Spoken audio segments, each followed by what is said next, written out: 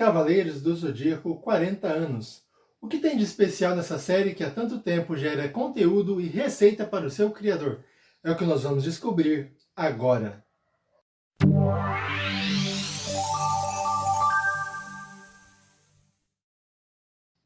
Oi, eu sou Marcelo, seja bem-vindo a mais um vídeo do nosso canal Volume a Volume.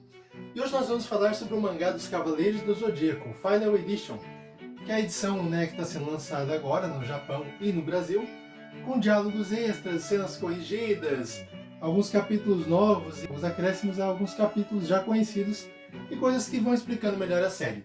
Mas antes disso, vamos fazer uma pequena introdução ao universo dos Cavaleiros do Zodíaco para você poder entender melhor o que acontece nessa série. Vamos lá! Pessoal, esse vídeo vai ser dividido em duas partes para poder ter uma compreensão melhor. Para não ficar muito arrastado, esse primeiro vídeo, e depois para poder fazer uma análise mais calma, com mais tranquilidade sobre o mangá, tá bom? Então vamos lá. Basicamente, a Athena é a deusa da guerra e da ciência, como a gente pode fazer uma pesquisa aí, ver a mitologia grega, a gente vê isso. A Athena nasceu da cabeça de Zeus, que é o pai de todos os deuses da mitologia grega, e nasceu já de armadura. No mangá dos Cavaleiros, que originalmente o nome do mangá é Saint Seiya. E depois na França, ele é chamado de Cavaleiros do Zodíaco, e a partir daí, para o restante da Europa, América e por aí vai, ficou mais como Cavaleiros do Zodíaco. O que acontece no mangá? A cada 200 anos, mais ou menos, a deusa Athena aparece novamente na Terra para proteger o planeta dos deuses malignos, que são Hades, Poseidon, e outros deuses que queiram tomar o controle do planeta para si. Athena tem os Cavaleiros da Esperança, que são seus cavaleiros que protegem a deusa e enfrentam as batalhas em nome dela. Para proteger esses cavaleiros, que são humanos normais, humanos comuns, ela criou as armaduras. Teve uma batalha contra Poseidon, ela precisou proteger melhor esses cavaleiros e criou-se essas armaduras. As armaduras elas são baseadas nas constelações do céu e existem 3 hierarquias. Os Cavaleiros de Bronze, que são uma hierarquia mais baixa, são mais fracos do que os outros, mas são cavaleiros, são poderosos. Existem os Cavaleiros de Prata, que são cavaleiros ainda mais fortes, mais poderosos, mais rápidos, e são enviados normalmente em missões de reconhecimento, missões em algum lugar do mundo, e eles precisam ir com agilidade, mandam os Cavaleiros de Prata. E os Cavaleiros de Ouro, que utilizam armaduras baseadas nos 12 signos do Zodíaco, e que são as constelações que estão em torno do Sol. Por isso a armadura deles é dourada e tem um poder ainda maior. Existe um abismo muito maior entre os Cavaleiros de Prata e entre os Cavaleiros de Bronze mais ainda. E aí, acima desses cavaleiros todos, que são 88 cavaleiros, assim como as 88 constelações no céu, existe um personagem chamado Grande Mestre, que ele é o representante de Athena na Terra e consegue ir guiando os cavaleiros em missões, enquanto auxilia a deusa na proteção do planeta. O chamado Santuário de Athena é uma montanha que fica na Grécia, e existem ali, nesse santuário, as 12 casas do Zodíaco. Acima das 12 casas, que a pessoa que quer chegar até Athena tem que passar pelas 12 casas protegidas pelos 12 Cavaleiros de Ouro, passar pelo Salão do Grande Mestre e então chegar ao Santuário de Athena, onde existe uma estátua gigante da deusa, e ela tem na mão direita um escudo que protege de qualquer ataque inimigo, e na outra mão, na mão direita, existe a deusa Nike, que é aquele que portar a estátua vai obter a vitória certa contra os seus inimigos. E basicamente esse é o universo de Cavaleiros do Zodíaco, onde nós temos essa proteção da Terra contra deuses malignos, e nós temos ali os cavaleiros que protegem a deusa. E aqui na história do mangá dos Cavaleiros, existe uma rebelião, a chamada Rebelião de Saga, que é o que acontece nessa primeira temporada aqui, nessa primeira fase do mangá. Que existe o Cavaleiro Saga de Gêmeos, e ele tem uma dualidade, ele tem uma sombra dentro de si, e ele fica dividido entre o bem e o mal. E infelizmente ele acaba cedendo a esse lado maligno, e é o que acontece, uma grande revolta no santuário, que a gente vai ver durante o mangá. Essa primeira parte do vídeo que nós vamos fazer, nós vamos ver um capítulo novo que foi adicionado ao mangá. O mangá foi lançado há 40 anos atrás, que está tendo uma celebração muito grande. Nós estamos tendo agora o início daquilo que pode ser a saga de Zeus, que é tão esperada já há tanto tempo pelos fãs da série. E o que acontece? o autor Masami Kurumada ele foi adicionando capítulos extras nos últimos anos, né? Alguns capítulos que vão explicando algumas coisas que estavam meio pendentes ali, que era uma certa confusão, né, entre os fãs. E agora ele foi adicionando capítulos novos, né? E esse primeiro capítulo mostra como foi a batalha de Aioros de Sagitário, que salvou Athena das mãos do Saga, né? Que estava disfarçado como grande mestre. E aí o que aconteceu, como foi essa batalha, quem ele enfrentou, como foi que aconteceu que ele chegou até fora dos limites do santuário, né? E entregou a urna da armadura de Sagitário e o bebê Athena para um japonês chamado Mitsumasa Kido, que criou essa criança como sua neta, e aí já entra na história do mangá, né? E é esse primeiro capítulo, né, que nós vamos ver agora aqui no nosso canal, volume a volume. Acompanhe! Vamos lá, Cavaleiros do Zodíaco, volume 1. Esse aqui é o primeiro mangá que eu comprei, né? As minhas coleções começaram com Cavaleiros. Foi lançado no final do ano 2000, junto com Dragon Ball. Eu comprei ele em 20 de fevereiro de 2001. Vai fazer 25 anos já que eu coleciono mangás. E a Final Edition ela tem o volume 1 e o volume 2 quase completos ali, né? Olha só, ele tinha aqui uma lombada bem colorida, né? E tinha ali Cavaleiros do Zodíaco, mangá, que era para identificar que era uma obra diferente, né? Número 1 e número 2, e a logo da editora Conrad.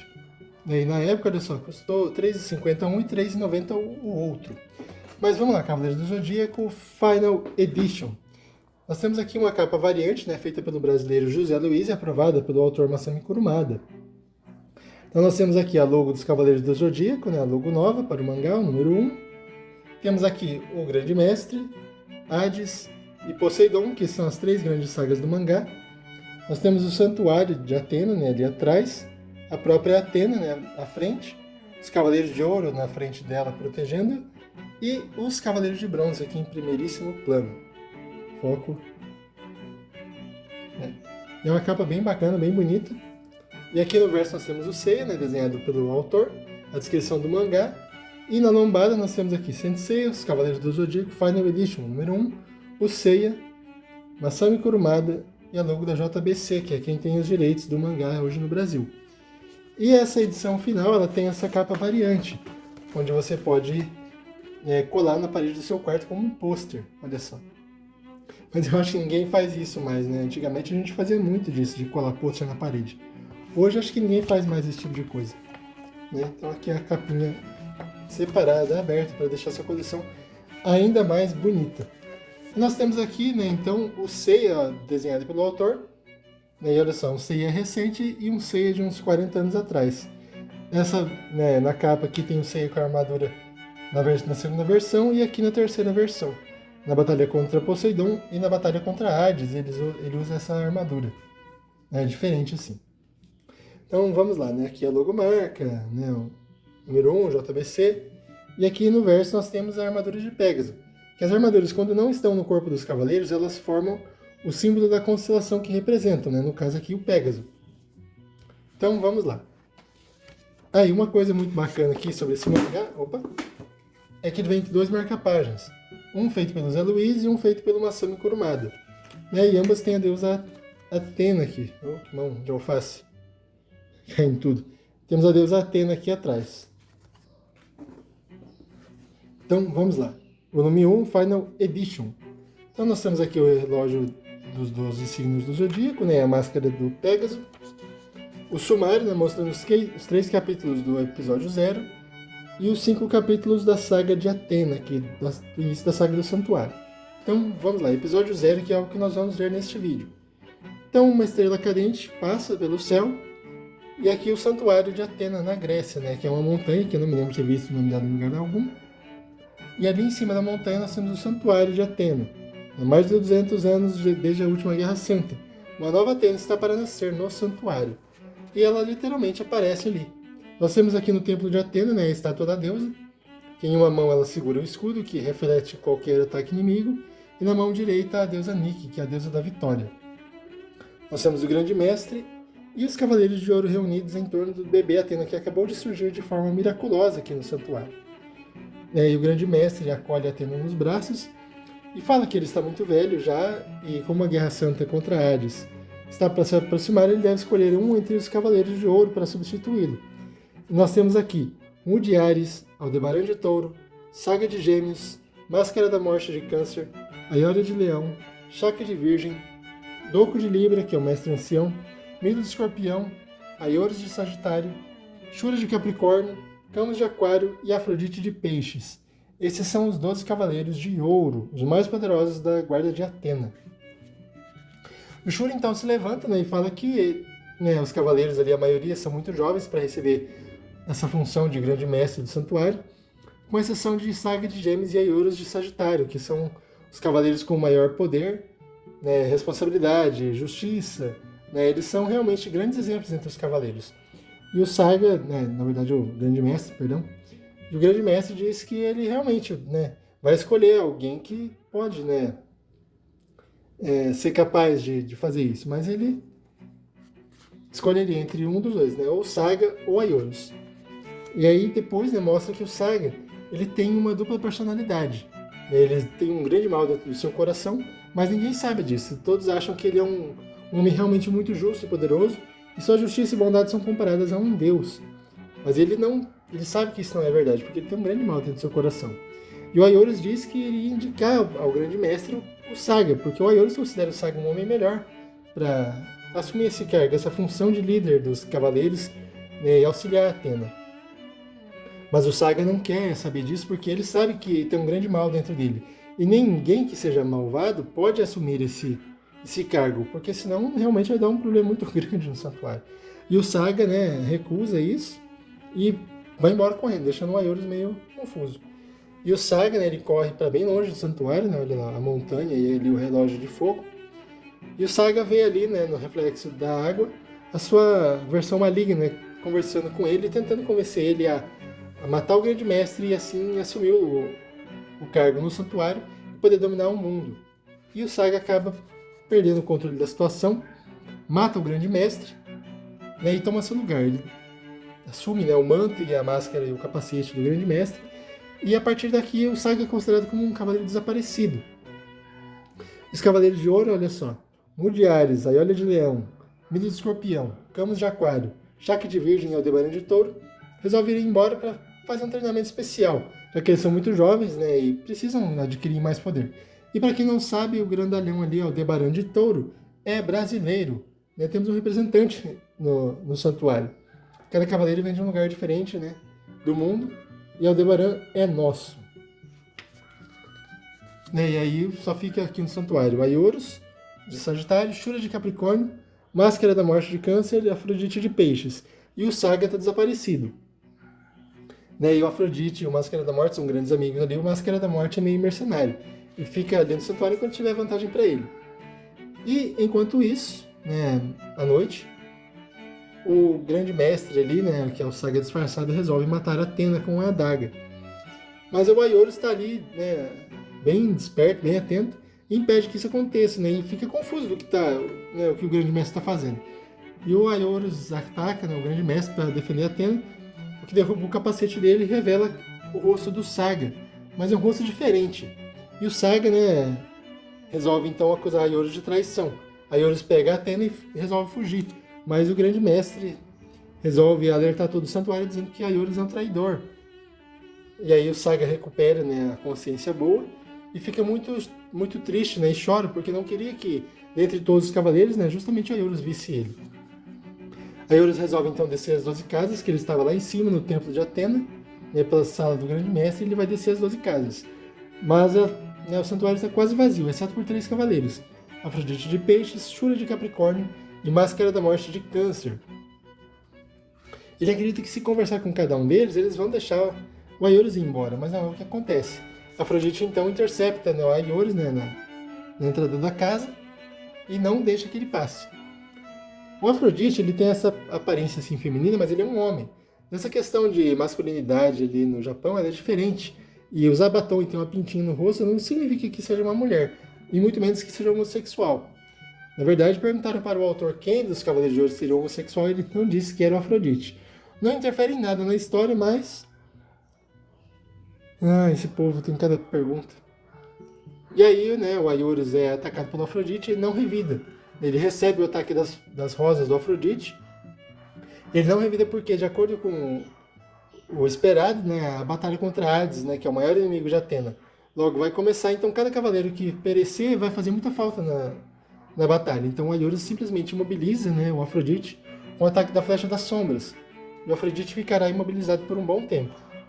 Ele passa então pela casa de Aquário, chega na casa de Capricórnio, e Shura também não quer saber de conversa, né? Ele ataca o Aiorus, que também não revida e se protege, não protege a si mesmo, mas protege Atena apenas.